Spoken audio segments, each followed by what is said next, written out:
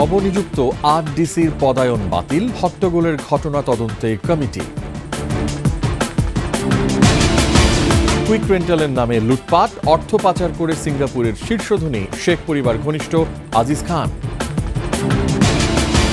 লন্ডনে সালমান পুত্রের একাধিক রাজপ্রাসাদ, বিনে পয়সায় থাকতেন রেহানা।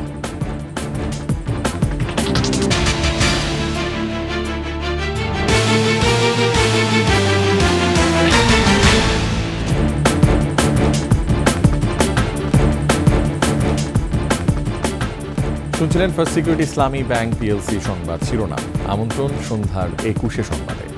আপনাদের সাথে আছি আমি রিয়াজ হাফিজ। দর্শক, 21 টেলিভিশনের সংবাদ একই সাথে সরাসরি দেখতে পাবেন আমাদের ফেসবুক পেজ www.facebook.com/2124 অনলাইনে। এছাড়া সাবস্ক্রাইব করতে পারেন www.youtube.com/21etv চ্যানেলে। এছাড়া সংবাদ আরও থাকছে। ক্ষমতার দাপটে গান বাংলার দখল নেন তাপস, কনসার্টের নামে হাতিয়ে নিয়েছেন শত শত কোটি টাকা।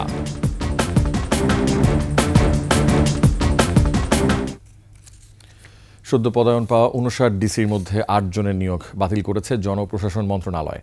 বাতিল হওয়া 8 জেলার মধ্যে রয়েছে রাজশাহী, সিরাজগঞ্জ, জয়পুরহাট, রাজবাড়ী, কুষ্টিয়া, দিনাজপুর, শরীয়তপুর ও লক্ষ্মীপুর।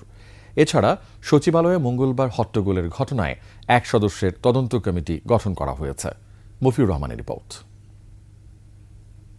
2 দফায় 59 উপসচিবকে পদায়ন করে বিভিন্ন জেলার ডিসি পদে নিয়োগ দেয় সরকার। এ নিয়ে গেল মঙ্গলবার সচিবালয়ে হট্টগোল করে পদবঞ্চিতরা। তারা প্রজ্ঞাপন বাতিল করে মেধাবী, সৎ ও যোগ্যদের পদায়নের দাবি জানায়। যে সমস্ত অফিসার সত্যিকারের যোগ্য, মেধাবী, সৎ, এবং এদের মধ্যে যারা সৎ, মেধাবী, যোগ্য আছে তারাও যাতে থাকে। পরে জনপ্রশাসন মন্ত্রণালয়ের সিনিয়র সচিব জানান, এরই মধ্যে 8 জেলায় ডিসি প্রত্যাহার হয়েছে আর রদবদল হয়েছে 4 জেলায়। কানুনগুলো পর্যালোচনা করে ইমিডিয়েট যেটা হয়েছে, অলরেডি 8 জন ডিসিকে তার নিয়োগ বাতিল করা হয়েছে, আর 4টা জেলায় রদবদল করা হয়েছে ফর বেটার ফাংশনিং। তারা ডিসি থাকবে এক জেলা থেকে আরেক জেলায়। হট্টগোলের ঘটনায় এরই মধ্যে তদন্ত কমিটি গঠন করা হয়েছে। সকলেই যেহেতু সরকারি কর্মকর্তা কর্মচারী, তাদের এই বিষয়টা দেখার জন্য এই কমিটি করা হয়েছে। তদন্ত কমিটির প্রধান জানান, 7 কর্মদিবসের মধ্যে রিপোর্ট দেওয়া হবে। যে আমি সুপারিশ করতে পারবো, আমাকে টার্মস অফ রেফারেন্স দিবে যে তুমি এটা করো, এর বাইরে আমি যেতে পারবো না। মফিউর রহমান, 21 টেলিভিশন, ঢাকা। হাসিনা সরকারের আমলে বিদ্যুৎ খাতে যে সীমাহীন লুটপাট হয়েছে তার বড় সুবিধাভোগী শেখ পরিবার ও তাদের আত্মীয় সামিট গ্রুপের আজিজ খান। বিদ্যুৎ খাত থেকে লুট নেয়া অর্থ পাচার করেই আজিজ খান এখন সিঙ্গাপুরের শীর্ষধনী। সঞ্জয় অধিকারীর ধারাবাহিক রিপোর্টের দ্বিতীয় পর্ব আজ। 2009 সালে দেশে বিদ্যুৎ কেন্দ্রের সংখ্যা ছিল 27টি। 2024 সালে এসে উন্নীত হয় 152টিতে। 15 বছরে বিদ্যুৎ কেন্দ্রের সংখ্যা বেড়েছে 125টি। বিদ্যুৎ খাতের দায়মুক্তি আইনের আওতায় কুইক রেন্টাল বসানোর হিড়িক পড়ে।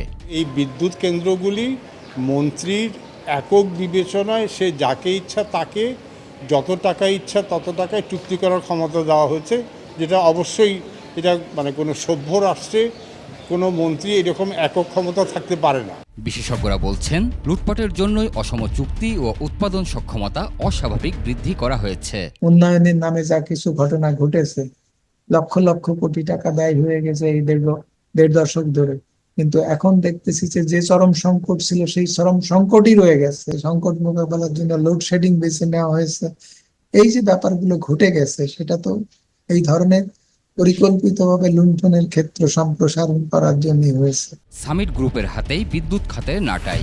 গ্যাস ভিত্তিক বিদ্যুৎ কেন্দ্রের সাথে কুইক রেন্টালের মাধ্যমে কুইক মানি বানিয়েছে সামিট গ্রুপ। পাচার হয়েছে অর্থ। এমনভাবে চুক্তি করেছি, ওই যে কোনো প্রকার দরপত্র ছাড়া, মানে কি বলে, শর্ত ছাড়া যেটা ছাড়পত্রটা দেওয়া হলো, সমস্যাটা ওখান থেকেই তৈরি হয়ে গেছে। এখানকার লোক এখানে উৎপাদন করতেছে, তারা পেমেন্ট করবো ডলারে।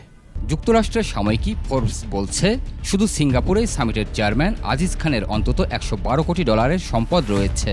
দেশটিতে 41তম শীর্ষ ধনী তিনি। সিঙ্গাপুরের সম্পদ আছে আজিজ খানের মেয়ে সামিট গ্রুপের ব্যবস্থাপনা পরিচালক আয়েশা আজিজ খানেরও। আজিজ খান পরিবারের সাথে হাসিনা পুত্র সজীব অজেদ জয়ের ঘনিষ্ঠতা রয়েছে। এ কারণে জয়কেও বিপুল এই সম্পদের অংশীদার ভাবা হয়। সঞ্জয় অধিকারী, 21 টেলিভিশন, ঢাকা। পিতা পুত্রের যৌথ লুটপাট। লন্ডনে সালমান পুত্রের সম্পত্তির পাহাড়। কিনেছেন 5 তারকা হোটেল মানের একাধিক বাড়ি, যার একটিতে বিনা পয়সায় বসবাস করেন ক্ষমতাচ্যুত প্রধানমন্ত্রী শেখ হাসিনার ছোট বোন শেখ রেহানা। যুক্তরাজ্য ছাড়াও সালমান এফ রহমানের সম্পদ রয়েছে দুবাই, সিঙ্গাপুর সহ বিশ্বের নানান দেশে। রাজীব জামানের রিপোর্ট। পিতাকে আদর্শ মেনেছেন আহমেদ শায়ান ফজলুর রহমান, সালমান এফ রহমানের অতি গুণধর পুত্র। শায়ান বেক্সিমকো গ্রুপের প্রধান নির্বাহী, আইএফআইসি ব্যাংকের সদ্য বিদায়ী চেয়ারম্যান। নাগরিকত্ব নিয়েছেন যুক্তরাজ্যেরও। দুর্নীতি, ব্যাংক লুট ও ব্যবসায়িক মুনাফার বড় অংশই শায়ান পাচার করেছেন লন্ডনে। প্রাপ্ত তথ্য বলছে 2022 সালের মার্চে লন্ডনের ওয়েস্টমিনিস্টারে ধনীদের আবাসিক এলাকা 1 গ্রোসভেনর স্কোয়ারে 26.5 মিলিয়ন পাউন্ডের অ্যাপার্টমেন্ট কিনেছেন সালমান পুত্র। বিলাসী এই অ্যাপার্টমেন্টে 24 ঘন্টা পাওয়া যায় 5 তারকা হোটেলের সব সুযোগ সুবিধা, নিরাপত্তা ব্যবস্থাও দূতাবাস স্তরের। লন্ডনে আরও সম্পত্তি আছে শায়ান ফজলুর রহমানের। 1 গ্রোসভেনর স্কোয়ার থেকে 350 মিটার দূরে 17 গ্রোসভেনর স্কোয়ারে 2010 সালের $6.55 মিলিয়ন আরও একটি অ্যাপার্টমেন্ট কিনেন সালমান এফ রহমানের 42 বছর বয়সী পুত্রধন। এছাড়া লন্ডনের গোল্ডার্স গ্রিন এলাকায় একটি বাড়ির মালিকও শায়ান। এই বাড়িতেই শেখ রেহানা বিনা ভাড়ায় বসবাস করতেন বলে জানায় বিদেশি গণমাধ্যম। শায়ানের পিতা সালমান এফ রহমানও যুক্তরাজ্যে অর্থ পাচার করেছেন।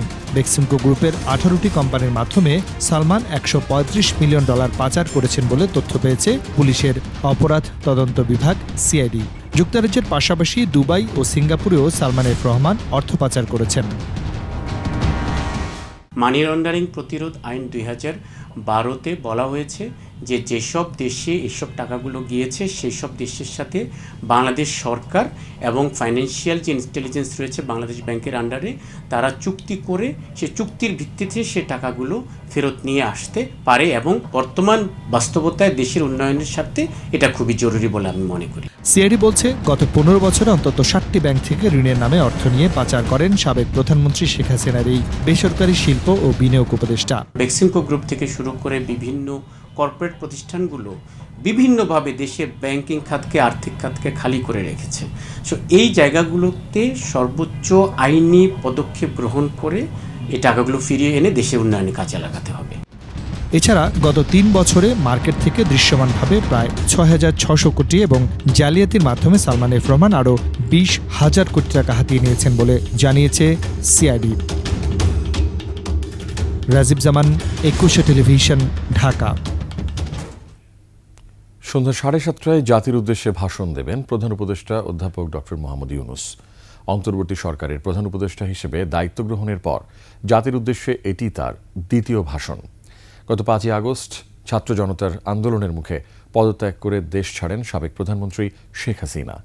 এরপর 8ই আগস্ট ডক্টর মোহাম্মদ ইউনূসকে প্রধান উপদেষ্টা করে গঠিত হয় অন্তর্বর্তী সরকার।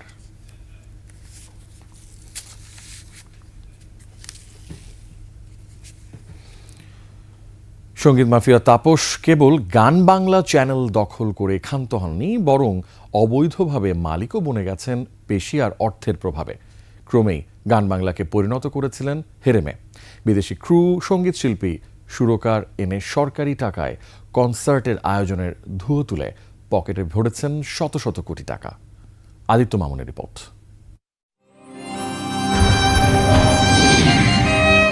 কাগজপত্রী গান বাংলা চ্যানেলের প্রকৃত মালিক আবৃত্তিকার প্রশিক্ষক রবিশঙ্কর মৈত্রী। 2013 সালের 15 জানুয়ারি নিজের পকেটের টাকায় পিটিআরসি থেকে তরঙ্গ বরাদ্দ তিনি নিয়েছিলেন। কিন্তু দৃশ্যপটে তখনও কৌশিক হাসান তাপসের নৃত্যগীত শুরুই হয়নি। রাতারাতি তাপসের আগমনে বদলে যায় মালিকানাও। মন্ত্রণালয়ের সচিব ছিলেন হেদায়েত আল মামুন। তার পরামর্শে আমরা যাই নূর আলীর কাছে। তিনি আমাদেরকে এই কৌশিক হোসেন তাপসের সঙ্গে পরিচয় করিয়ে দেন।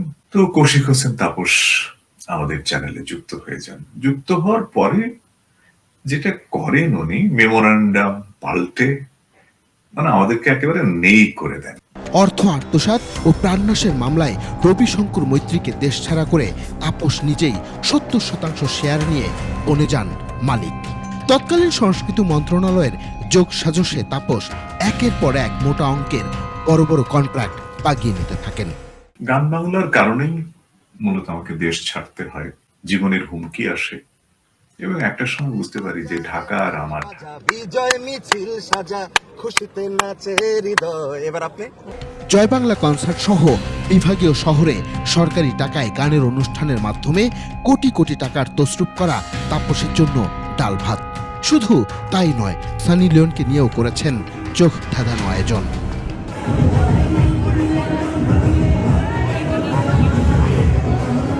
সঙ্গীত বিনিময়ের নামে বিদেশি যন্ত্রী, শিল্পী, সুরকারদের বরাদ্দ অর্থ লোপাট করেছেন তাপস। বিদেশি সেই সব শিল্পীদের আয়করও জমা দিতেন না স্ত্রী মুন্নির ক্ষমতা আর প্রভাবে। মন আমার দেহ ঘড়ি সন্ধান করি কোন মেস্তরে বানায় আছেন।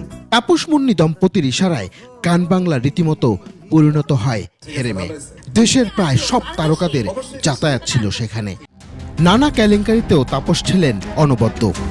নায়িকা বুবলিকে ঘিরে প্রেমের গুঞ্জনের আগুনে ঘি ঢালেন স্বয়ং স্ত্রী মুন্নি। এত অন্যায়, এত অনিয়ম, এত অনাচারের পর বৈষম্য বিরোধী ছাত্র জনতার গণ আন্দোলনের একেবারে শেষ দিকে ডিগবাজি দিয়ে ফেসবুকে লাল ব্যানার লাগিয়ে হঠাৎ সরকার বিরোধী অবস্থান নেন তিনি। অভিযোগ আছে ৫ আগস্টের আগের সন্ধ্যায় গান বাংলায় হামলা করিয়ে সহানুভূতি পাওয়ার ব্যর্থ চেষ্টাও করেন তিনি। তাতে অবশ্য কাজের কাজ হয়নি। শেখ হাসিনার দেশত্যাগের পরপরই বিক্ষুব্ধ জনতা গুড়িয়ে দেয় চ্যানেলটি। আদিত্য মামুন, ২১শে টেলিভিশন, ঢাকা।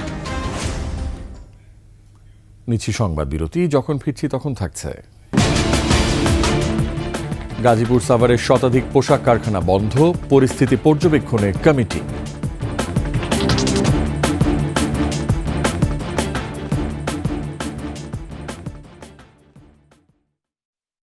সন্ধ্যার ২১শে সংবাদে আগামীতে এমন সরকার গঠন করা হবে যারা সাধারণ মানুষের জন্য কাজ করবে বলে মন্তব্য করেছেন বিএনপির ভারপ্রাপ্ত চেয়ারম্যান তারেক রহমান। টাঙ্গাইলে বিএনপির সমাবেশে ভার্চুয়ালি যুক্ত হয়ে তিনি বলেন, এমন একটি সরকার আমাদের দরকার যে সরকার মানুষকে সহযোগিতা করবে।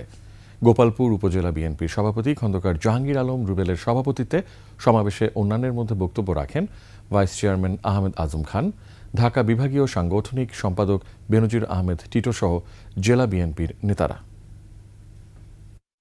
আজকে আমাদেরকে এমন একটি সরকার আনতে হবে যে সরকার মানুষের সহযোগিতা করবে। এই এলাকার মানুষ যারা এই শারীরিক উৎপাদনের সাথে সংযুক্ত তাদেরকে বুদ্ধি পরামর্শ দিবে, তাদেরকে দেখা দেবে, তাদের উপায় বাঁচতে দেবে। সাভার, আশুলিয়া ও গাজীপুরে কয়েকদিনের শ্রমিক বিক্ষোভের জেরে অনির্দিষ্টকালের জন্য বন্ধ ঘোষণা করা হয়েছে শতাধিক পোশাক কারখানা। এর মধ্যে বেক্সিমকো ও হামিম গ্রুপের কারখানাও রয়েছে। পরিস্থিতি নিয়ন্ত্রণে জোরদার করা হয়েছে নিরাপত্তা। প্রতিনিধিদের তথ্য ছবিতে ডেস্ক রিপোর্ট। বুধবার সকাল থেকেই কাশিমপুরের বেক্সিমকো ইন্ডাস্ট্রিয়াল পার্কের কয়েকটি কারখানার শ্রমিকরা বকেয়া বেতন পরিশোধ সহ বিভিন্ন দাবিতে বিক্ষোভ শুরু করেন। এই সময় বিক্ষুব্ধ শ্রমিকরা বিগ বস নামে এক কারখানার ঝুটের গোডাউনে আগুন ধরিয়ে দেয়। তারা কয়েকটি কারখানা ভাঙচুরও করে। অবরোধ করা হয় চন্দ্রাম নবীনগর মহাসড়ক। এতে সৃষ্টি হয় তীব্র যানজট। দাবি না মানলে আন্দোলন চলবে বলে জানান শ্রমিকরা। ফ্যাক্টরি বন্ধ না করে আগামী 12 ঘন্টার ভিতরে প্রত্যেকটা ওয়ার্কারের বেতন দিতে হবে। চাকরি নিতে আইছে কিন্তু গেটে আসে বলে যে লোক নেয় না, তো লোক নেয় না, আরো দেখে অন্য লোক নেয়, কিন্তু যারা পরিচিত তাদের নাই, আমাদের নেয়। পরিচিত লোক দিতেছে, আমরা অনেক দিন ঘুরতেছি, আমাদের চাকরি বাকরি হচ্ছে না। সুপারিশ করার মতো লোক আছে, নিয়ে যাইতেছে, আবার দুর্নীতিও চলতেছে। এদিকে শহরের আড়ং ডেইরি কারখানার শ্রমিকরাও 10 দফা দাবিতে আন্দোলন শুরু করে। বকেয়া বেতনের দাবিতে আন্দোলন করেন পার্টেক্স বেভারেজ কারখানার শ্রমিকরাও। তবে গাজীপুরে বেশ কিছু কারখানা বন্ধ ঘোষণা করা হলেও কিছু কারখানায় শ্রমিকরা কাজে যোগ দিয়েছেন। নিরাপত্তার স্বার্থে আশুলিয়ায় 22টি কারখানা বন্ধ রয়েছে। মাহিয়া রহমান, ডেস্ক রিপোর্ট, 21শে টেলিভিশন। পোশাক কারখানার পরিস্থিতি পর্যালোচনা ও পর্যবেক্ষণের জন্য কমিটি গঠন করা হয়েছে বলে জানিয়েছেন শ্রম উপদেষ্টা আসিফ মাহমুদ সজীব ভূঁইয়া। আর বিজিএমইএ সভাপতি আশা করছেন শনিবারের মধ্যে পরিস্থিতি স্বাভাবিক হবে। আমি আশা করি আজকে হয়তো বা সন্ধ্যার মধ্যে বিকেলের মধ্যে এই ফ্যাক্টরি বেতনও ক্লিয়ার হবে, আমরা যতটুকু জানতে পেরেছি। আমার বিশ্বাস কালকে থেকে শনিবার থেকে সব ফ্যাক্টরিগুলি নিরবিচ্ছিন্নভাবে চলতে পারবে।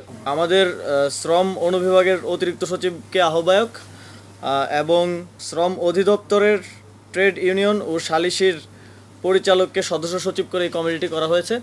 এই কমিটিতে 3 জন শ্রমিক নেতৃবৃন্দ আছেন, কমিটিতে 2 জন সুপ্রিম কোর্টের আইনজীবী, বিজ্ঞ আইনজীবী আছেন এবং কমিটিতে মালিক পক্ষ থেকে 2 জন সদস্য আছেন।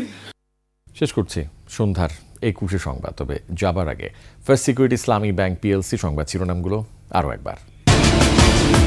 নবনিযুক্ত 8 ডিসির পদায়ন বাতিল, হট্টগোলের ঘটনা তদন্তে কমিটি। কুইক রেন্টালের নামে লুটপাট, অর্থ পাচার করে সিঙ্গাপুরের শীর্ষ ধনী শেখ পরিবার ঘনিষ্ঠ আজিজ খান। লন্ডনে সালমান পুত্রের একাধিক রাজপ্রাসাদ, বিনে পয়সায় থাকতেন রেহানা।